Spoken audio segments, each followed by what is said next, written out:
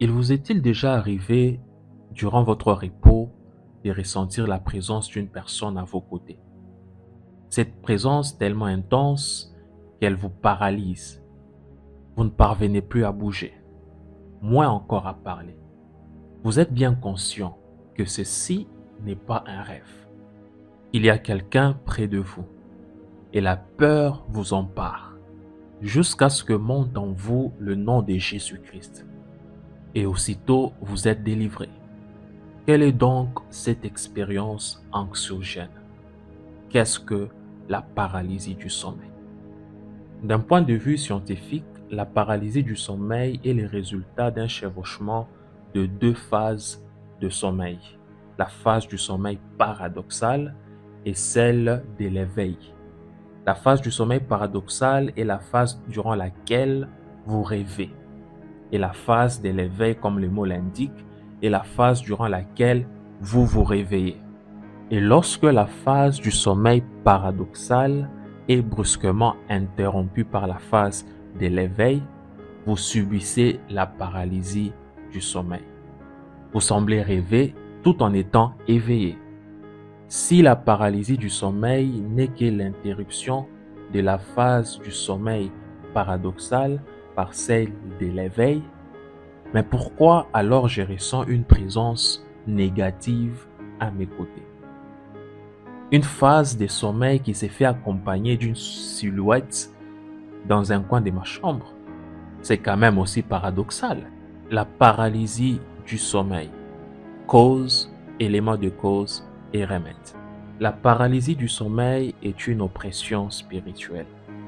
Qu'est-ce qu'une oppression? Une oppression est une pression émise par une entité. Et spirituelle est ce qui relève de l'esprit. Une oppression spirituelle est de ce fait une pression qu'un ou plusieurs esprits exercent sur quelqu'un ou sur quelque chose. Et lorsqu'elle est démoniaque, elle est une oppression spirituelle qui a pour origine un ou plusieurs esprits méchants.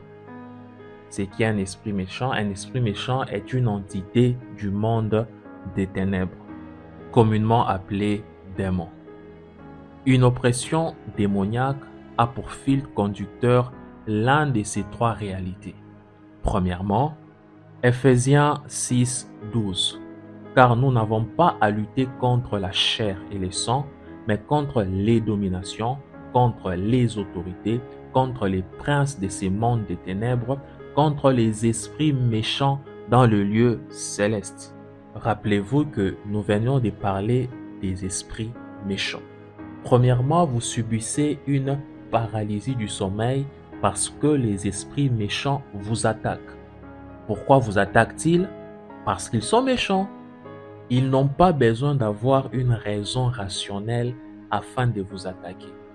Parce qu'ils sont méchants, ils vous attaquent. Nous luttons contre les méchants dans le lieu céleste. Deuxième fil conducteur de la paralysie du sommeil. Daniel 10, 13. Le chef du royaume de Perse m'a résisté 21 jours. Mais voici Michael, l'un des principaux chefs, est venu à mon secours.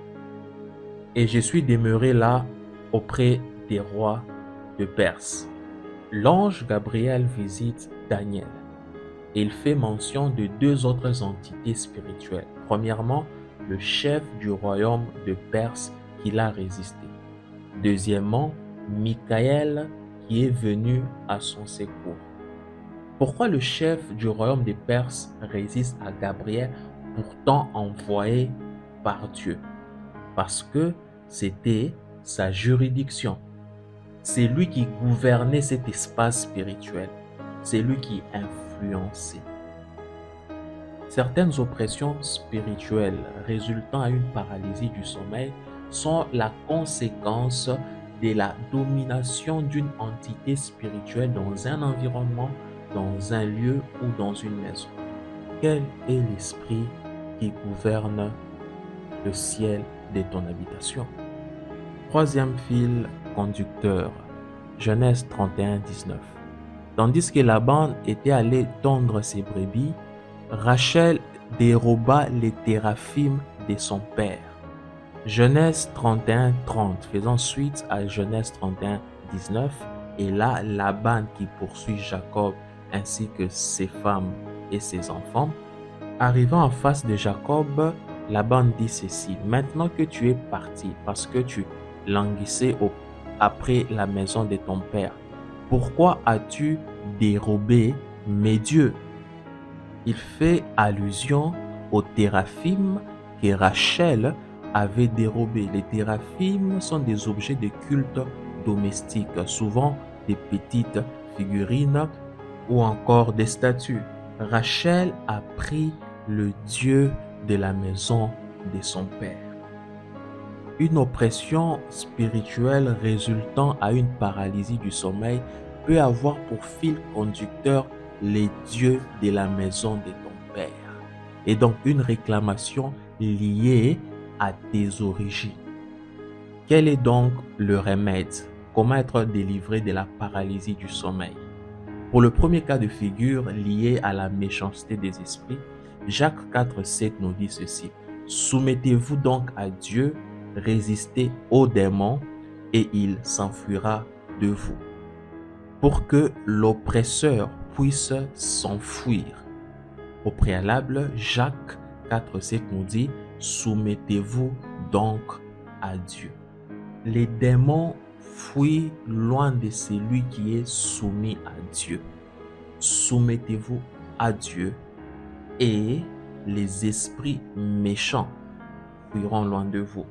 Pour le deuxième cas de figure lié à une oppression spirituelle manifestée par la paralysie du sommeil liée à votre environnement spirituel, vous devez consacrer à l'Éternel le ciel de votre demeure, tel que nous dit Genèse 12 ainsi que Genèse 28, où Jacob voit une échelle, les anges qui montent et qui descendent, mais des années plus tôt, son grand-père Abraham avait bâti un autel à l'Éternel au même endroit. Faites de vos maisons, faites de vos demeures un autel consacré à votre Dieu, et que votre Dieu règne dans le ciel de votre demeure. Pour le troisième cas de figure, vous devez quitter la maison de votre père. Genèse 12. Vous devez quitter le système spirituel de la maison de votre père. Votre plus grand combat se cache dans votre sang.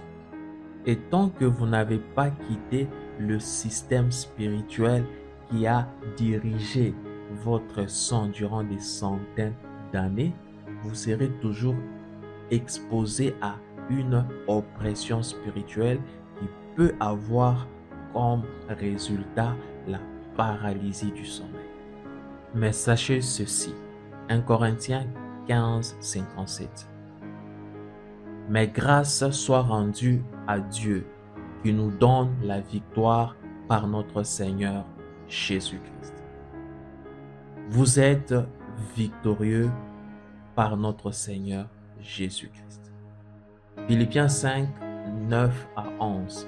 C'est pourquoi aussi Dieu l'a souverainement élevé et lui a donné le nom qui est au-dessus de tout nom, afin qu'au nom de Jésus-Christ, tout genou fléchisse, dans le ciel, sur la terre et sous la terre, et que toute langue confesse que Jésus-Christ est Seigneur, à la gloire de Dieu le Père.